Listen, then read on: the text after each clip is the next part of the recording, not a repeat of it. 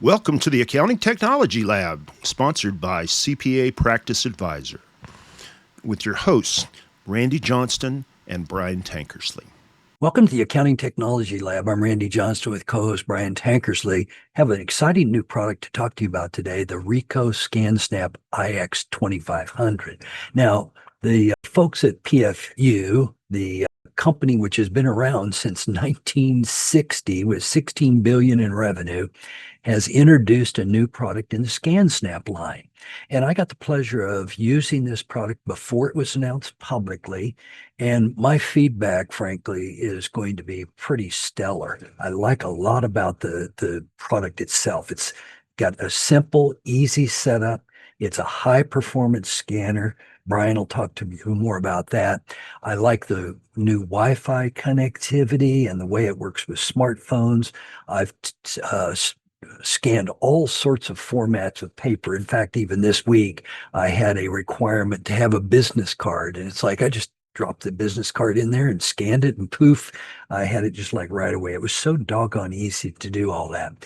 Further, much of the software integrations that you know with the ScanSnap continue to be available in this new model.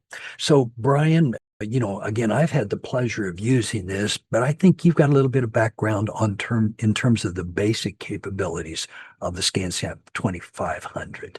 Yeah, so this, again, the reason we've always liked the ScanSnap scanners so much, even though they don't have a Twain or ISIS driver. So what that means to you in English is that certain applications like SmartVault can talk directly to the ScanSnap, but it doesn't talk directly to every document management system and every front-end tool. You have to use their front-end tool for it. Okay, which is the ScanSnap Home app available on PC or mobile. But the thing is, this is a business class scanner. Okay, so it does 45 pages a minute. It tray holds up to 100 pages, scans front and back at the same time. It has the brake roller and ultrasonic multi-feed detection. 15 years ago, you had to buy a $1,500 scanner to get that. Now it's included in the lower end stuff. 5-inch LCD touchscreen, again, that you can use to scan to mobile or to USB. And Brian, if I could interrupt you on that point, again, I've been using this scanner for 6 weeks at this point, and traditionally, I haven't used the scanner screens much at all. They weren't very useful. You also know historically, our listeners don't know this, but you would know, Brian, that a lot of touch screens don't recognize my skin in a touch. So I have trouble on almost all smartphones or tablets, for example. So I've always been a little funny when it comes to touchscreen. This bloody touchscreen's 5 inches. It's very responsive. Everything that I did on it worked the first time. Now, you would say, well, shouldn't they all work like that? For some of us, they don't. And that was a huge surprise to me because when they told me it was going to have a 5-inch LCD touchscreen, I said, oh, great. I won't use that. No, Randy's wrong. And Randy's absolutely right, because we've known each other. We've worked together for 20 years now, and the thing about it is that I can't tell you how many times he would have a phone or any kind of touch screen that he couldn't interact with because of something with him. I mean, maybe it's a magnetic personality, maybe it's maybe it's an electricity he's got going on. I don't know what, but it's that has been a consistent thing I've seen over the last 20 years, including going to CES for 15. Yeah. So, Brian, just a social comment for our readers. A mom who has been gone now for about 18 months had the same skin type. And we used to joke because we couldn't provide her any type of watch or a pendant that had a clock because the electricity in her body always stopped those. So we always used to razz her, Mom, you have a face that would stop a clock. And it turns out it wasn't the face, it was the skin. I can do the same thing and have done it with a lot of electronics. And we actually have a friend of the family who can only use a keyboard for about 30 days before the electricity in their skin burns out the keyboards. So they have a keyboard replacement budget because every time they touch electronics, it burns it out. So, friends, those types of weird side things, when you've got team members, employees that have those type of attributes, they're not making stuff up. It could be real. Well, the focus here is supposed to be on ScanSnap, not on I'm just I have one in the strike zone I can't let go through without swinging at it. The thing about it is that it must have been developed when you were working with Apple in the 80s and 90s, when Steve Jobs was developing that reality distortion field that he had.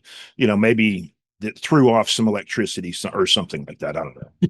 That is pretty wild, but probably a pretty good observation. Well, the other thing that I used a fair bit on this new model was the scan, drag, and drop quick menu as well.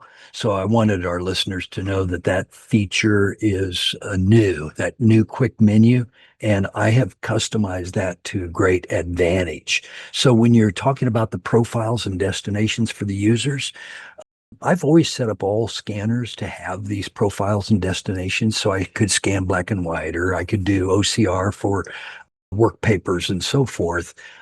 This new menu is way easier to use on that, in my opinion. So that part of it has been very, very useful and intuitive. So did you use the scan to mobile much, Randy? I used it enough to know that it was useful to me. And historically, when this was first released, I got the vision of it, but there were some restrictions early on. And nowadays, I think it's actually good. You can do multiple profiles on the mobile device today, and that's only supported in the ScanSnap line on the iX2500 as I understand it. But you can retrieve information. For example, if you do a business card, you can get the phone number and address and use it for sending an email. So you can do all of that in the ScanSnap cloud, even without a PC. And that's been pretty useful as well. iOS and Android both? Yes, sir. And that seems to be, true in most of the lines here. So we've got support. So, the software itself comes with ScanSnap Home, or the scanner itself, and it's really a pretty simple document management system. So for our sole practitioners or very small environments, this may wind up being your substitute document management system. But I did like that it was JPEG, PDF, and searchable PDF output. Very nice. What about the speed? Does it do, uh, did you feel like the speed was as fast as the production scanner you're used to using? As a matter of fact, it's spot on. The vendor claims 45 pages a minute. It's got to be hitting all of that 45 pages a minute. And when I look at my legacy production scanners, because I was fortunate enough to use fast ones as you were, 30 and 60 pages a minute, the first page to scan speed was good. And also just the throughput was good. So was 45 as fast as my 60? No. Was it notably quicker than the 30? Yes. And what really got my attention on this release, Brian, was the price of the product.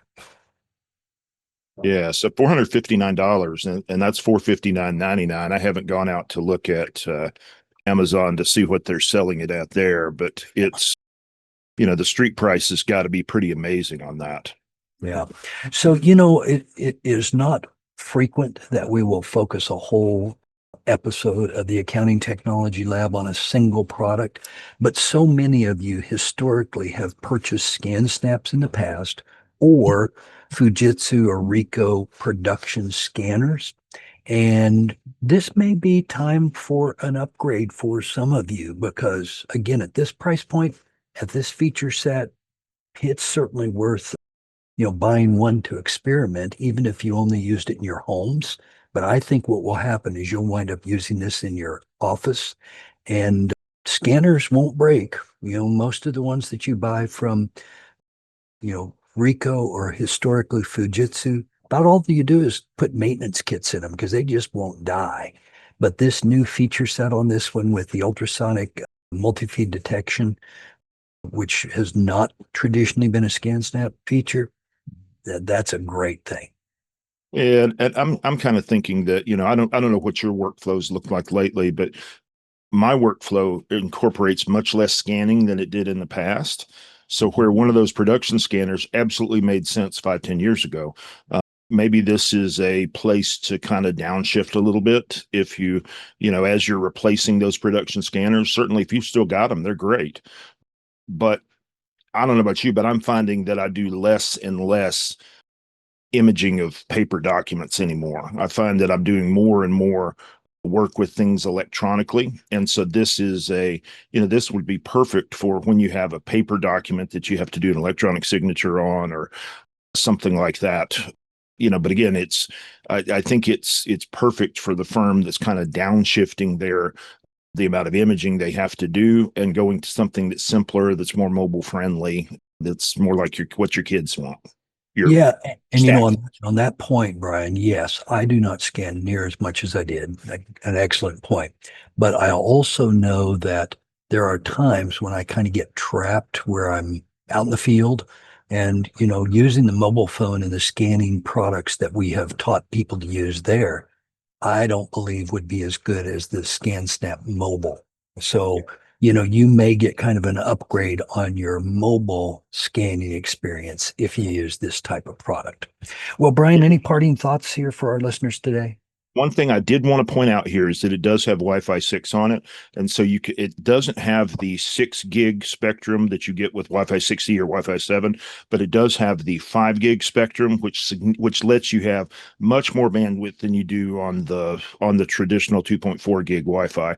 What this means is that you can use it means you're going to be it's going to be much easier when you're scanning over Wi-Fi or over or to a mobile device, honestly, than you've had in previous generations, simply because it will use that 5 gigahertz spectrum where there's more bandwidth available through there. Just okay, again, I didn't mean to completely geek out and get into all those specs, but the point here is that it should work significantly faster for mobile than some of the older generation ones that were 2.4 gig only. Yeah, and I did notice the performance improvements on Wi-Fi, so I'm glad I asked you that. Well, we appreciate you listening in today, and we'll talk to you again soon in another accounting technology lab. Good day. Thank you for sharing your time with us. We'll be back next Saturday with a new episode of the Technology Lab from CPA Practice Advisor. Have a great week.